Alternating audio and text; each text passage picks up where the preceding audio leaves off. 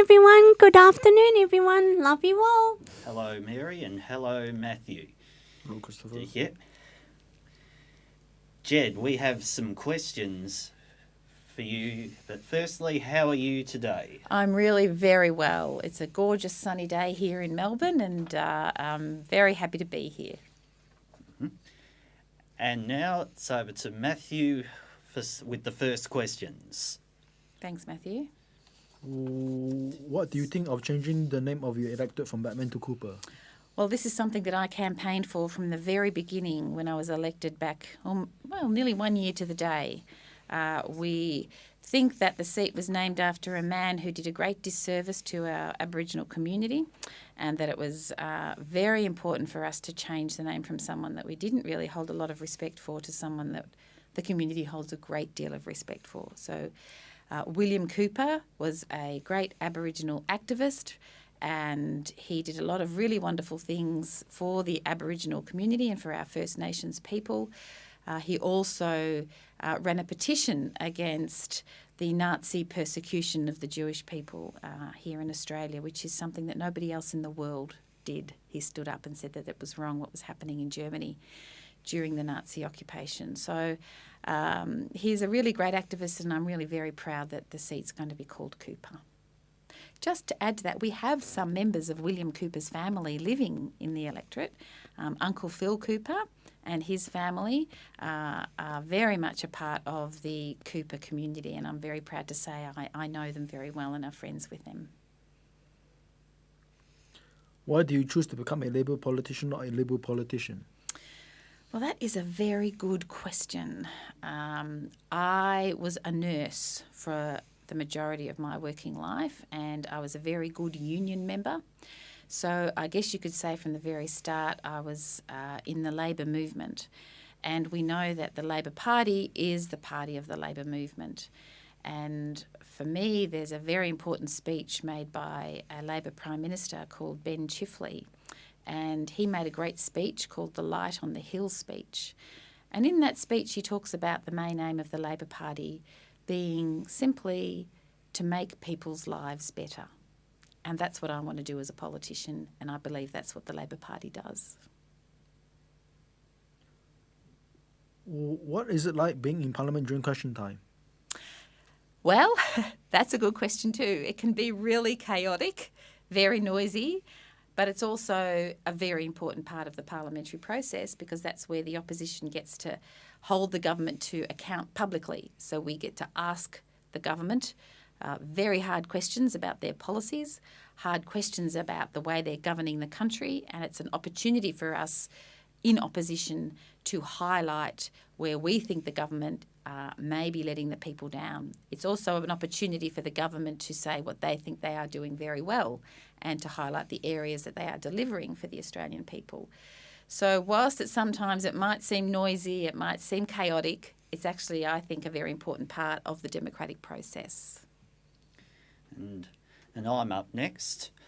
What are Labor's plans to tackle climate change? Wow, that's a very good question, and we could do one whole program on that alone. But I'm very proud to say that during the Labor Party conference that we have every 3 years, and it was held just last December, I personally moved a motion to declare a climate emergency, to say that we have to act on an emergency footing to combat climate change. And we have a great big suite of policies that we will take to the election, from changing and rewriting the entire environmental laws to make them more relevant and to enable a federal government to tackle climate change, right through, there's a whole lot of things in there, but right through to offering people solar batteries for their homes.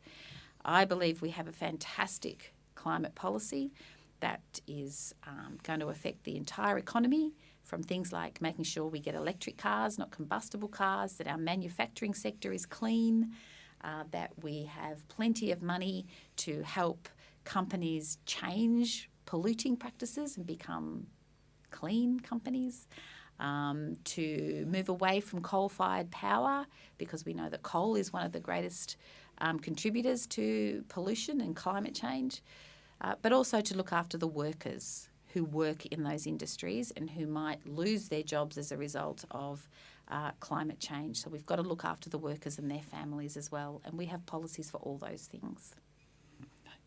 With regards to refugees, why can't we just give them citizenship, as they are mostly civilians to fleeing war?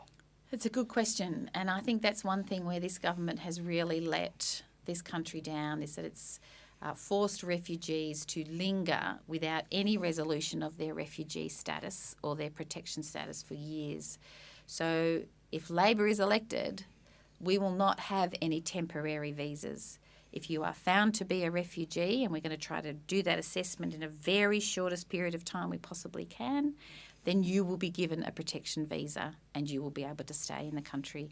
None of this hanging around on temporary visas forever, which of course we know adversely impacts people's well-being because they have mental health problems, they don't know what's going to happen to them, they worry constantly. So I'm very much looking forward to be able to do a lot of good things for refugees if Labor is elected. Will Labor stop live animal exports? We have committed to stopping the live sheep export trade, which we know goes all the way to the Middle East, and we've seen all the terrible footage of what happens to those poor sheep. So we will ban long haul over summer immediately, or I think actually it's all long haul immediately. And then we have a financial package to phase out to help the farmers who might rely on that industry. Again, you have to look after the people who get an income from that, as awful as it is, that industry. So yes, we will. And we've got Mary lined up for some questions next. Well, thank you, you. gentlemen, for those questions. How do you do, Mary? Very good, thank you, Jet, and welcome to the Lifeskills radio station. Oh, thanks for having me. Okay, I'll start with number 8. Start now. My experience with the NDIS is that there is not enough money to pay for my supports like physio, massage and support workers to take me out into the community. Now my brother has to do everything for me. What will Labor do to address these problems in the NDIS?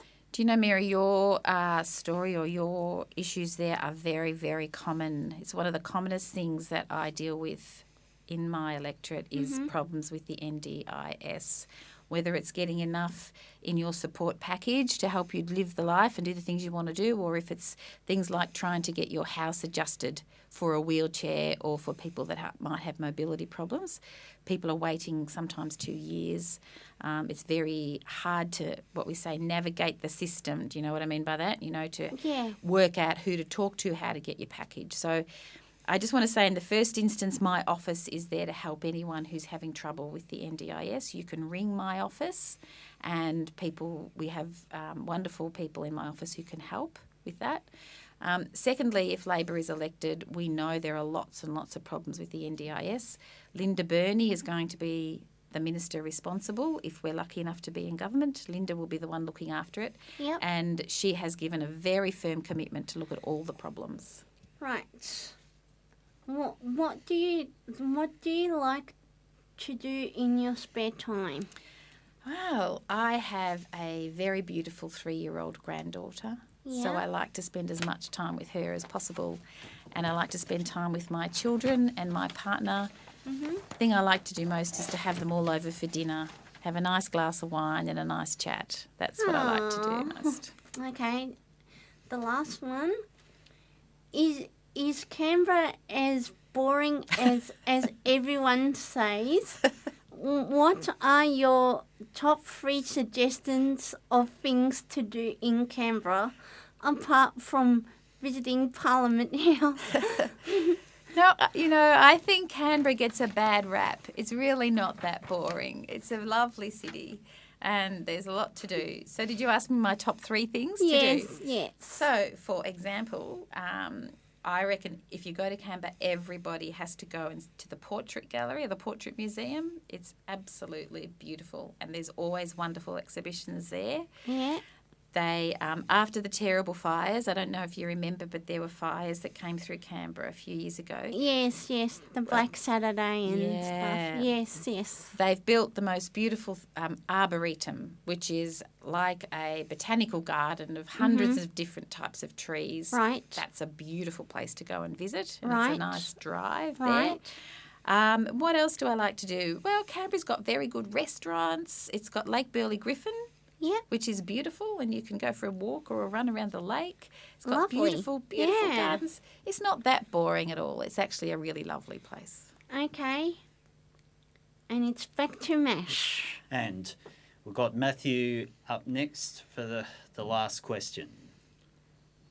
And lastly, who do you think is going to win the 2019 federal election?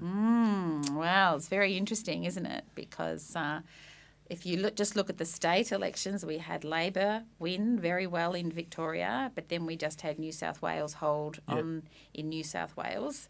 The polls are all saying at the moment that Labor's a bit ahead federally, but I still think it's going to be a very tight election, and I'm not taking anything for granted. So I hope Labor wins the next election, because I think the country needs a Labor government, because we want to make people's lives better.